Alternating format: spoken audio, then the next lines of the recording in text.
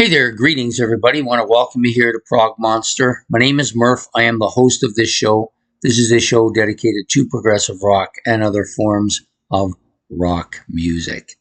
So this is the series, or mini series, I guess, that we run on Tuesday nights, in which Ben gives me a topic question.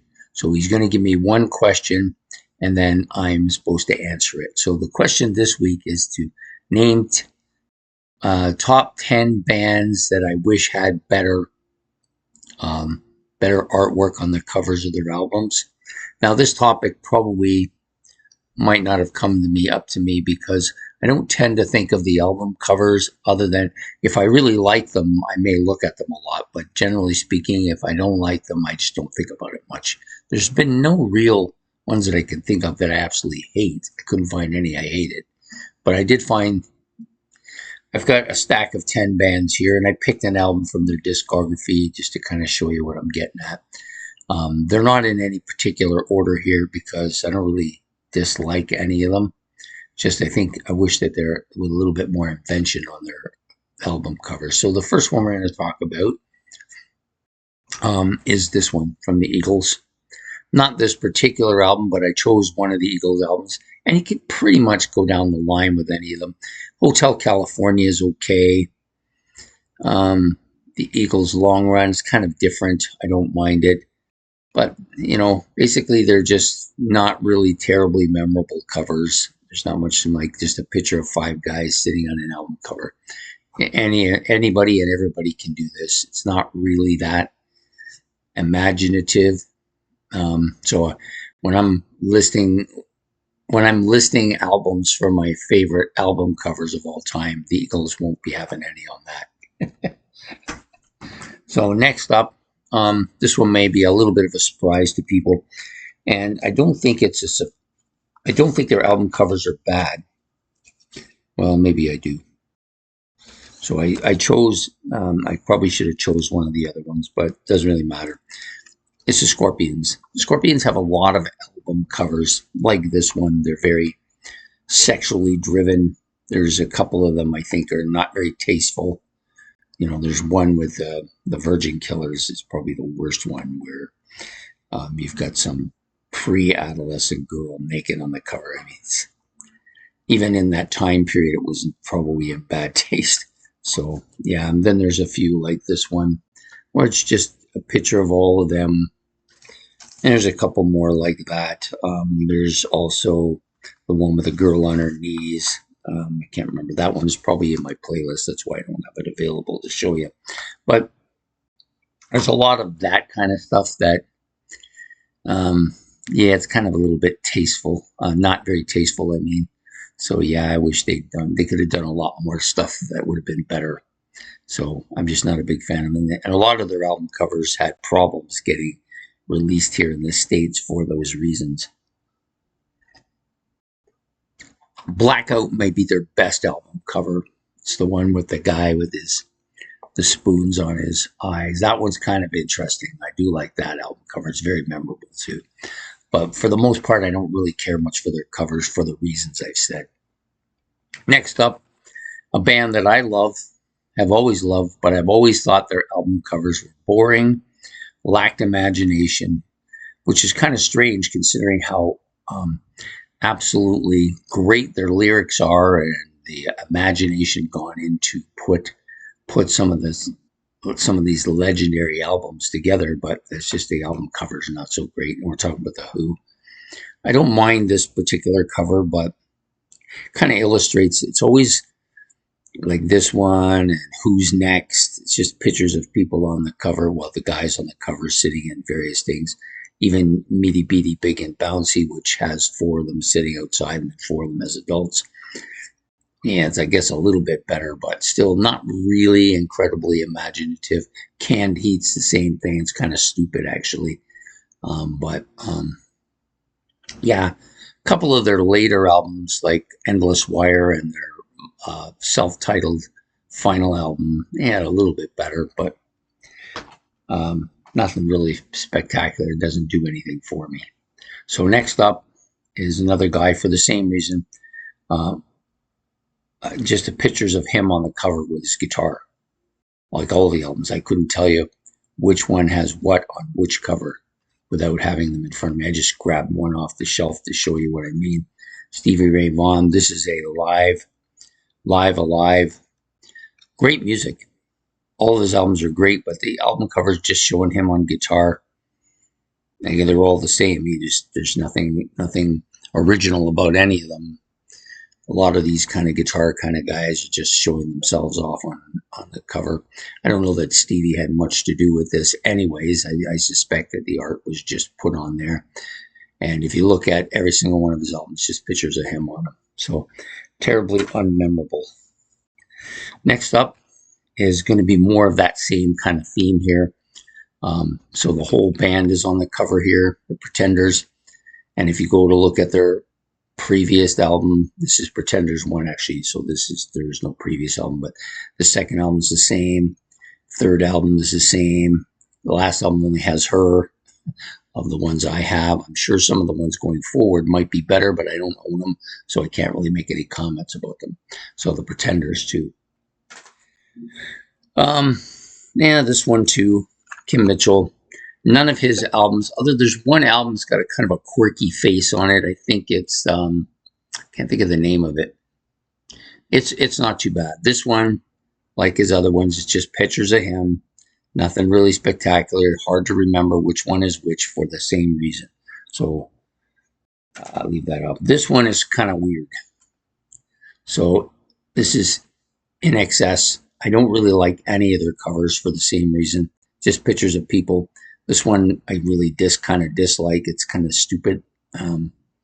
3 guys, age guys on the cover. I guess you'd have to know what the significance is of it, and I just can't be bothered to look that up. And apparently this one is broken. I didn't notice it, so we're gonna have to do something about that. So I'll put it aside so I don't forget. But In Excess, pretty much the same thing. Nothing terribly memorable. Again, another one like this. I picked this one out because I actually kind of like it because it's a little bit different than the others, and I always remember it for that. The red-faced Phil Collins off of this particular album, which is No Jacket Required. But if you look at all of his albums, it's just a picture of his face, either facing forward or facing sideways or something. I can't tell you which album has which on it. The music, again, is great, but there's no imagination to these covers, man. At least if you got at least with Peter Gabriel's covers, yes, quite a few of his earlier albums have a picture of him on it or a picture of his face on it, but he does something to the picture, like Gabriel 3 where it's melting or Gabriel 2 where it's scratched, At least it's got a little bit of imagination to it. The Phil Collins ones, again, nothing much worth writing home about. The next two, I like both of these bands a lot. Well, I like all of the stuff I've mentioned pretty much, but I like both these bands a lot. But I've always had problems with their covers. They are just strange. I mean, so we'll do Led Zeppelin first. So this one is just a weird cover.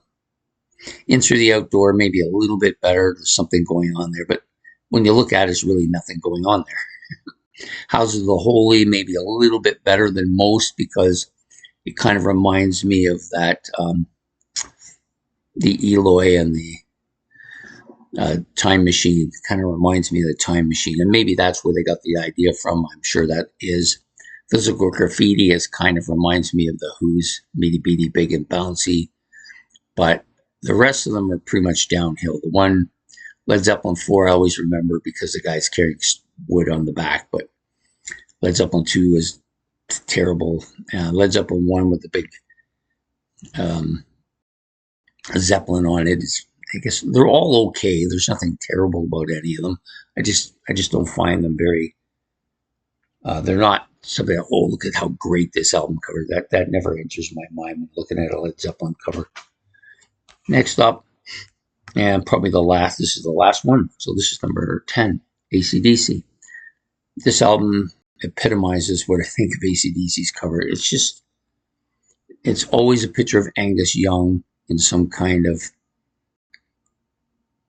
doing something strange. Here he's got all wires, so he's obviously plugged in. So it's a little bit imaginative. Some of the other albums, a lot less. Just for a band with so much money and doing so well, maybe not so much when they put these albums out. They're just very unimaginative album covers. I can't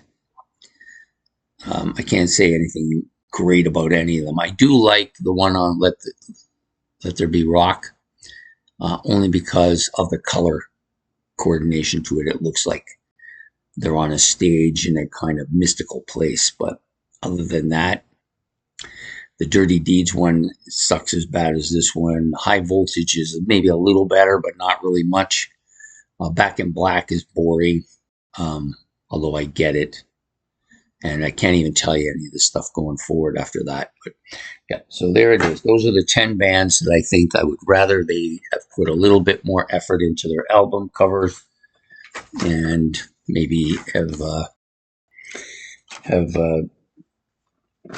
have made themselves, I don't know if necessarily would have made more money, but a little bit more memorable. So AC/DC, Phil Collins, In Excess, Led Zeppelin, Kim Mitchell, The Pretenders, Stevie Ray Vaughan, The Who, Scorpions for a little bit of a different reason than most of the other ones. I think they're a little bit wrong-minded here. And the Eagles, which are boring. So, yeah, so that's it. Those are the ones. Basically, the main theme is boring titles. Could have put more effort into their album covers. Could have made things a little bit better. A good example of that is the new Doobie Brothers album cover. I like the cover. It's very memorable. And it captures, I think, the essence of what's on the album. So you're looking at that album, you're thinking it's going to be country bluesy kind of feel to it, and the album gives you something to look at. To me, I like that cover, and there just isn't enough of that out there for any of these bands. Anyways, I mean, there may be one or two. Led Zeppelin has a few decent ones, but other than that, forget it. So, anyways, that's my take on the question that Ben gave me. Which bands? No, I can't remember the question now. I'm going to pull it up here just so I get it right.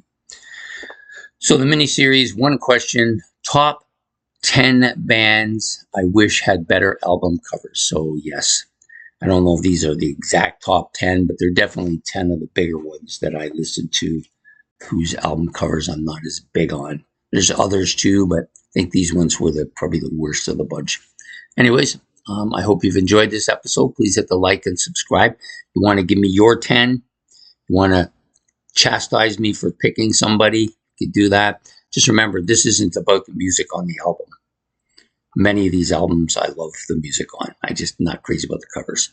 So if you want to put down some bands that you don't like as a whole for their covers, or you think they could have done a better job, you can do that as well. And we will see you all next week. I think next week is episode number 5. So looking forward to that. Ben always has a good question to ask. And I'm looking forward to next week. So have yourself a good evening. Goodbye from Prog Monster. Take care.